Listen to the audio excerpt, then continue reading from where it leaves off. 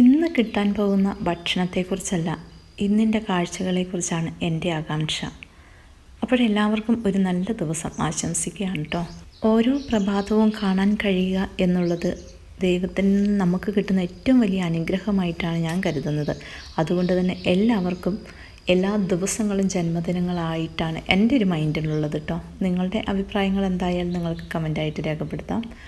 ഇന്നിൻ്റെ കാഴ്ചകൾ ഇന്ന് കണ്ട് ജീവിക്കുക എന്നുള്ളത് വളരെ സന്തോഷകരമായ ഒരു കാര്യമാണ്. പക്ഷേ നമ്മുടെ കാഴ്ചകൾ കാണാനുള്ള ടൈമൊന്നും നമുക്ക് നമ്മുടെ ജീവിതത്തിൻ്റെ തിരക്കിനിടയിൽ ഉണ്ടാകാറില്ല എന്നുള്ളത് സത്യമാണ്.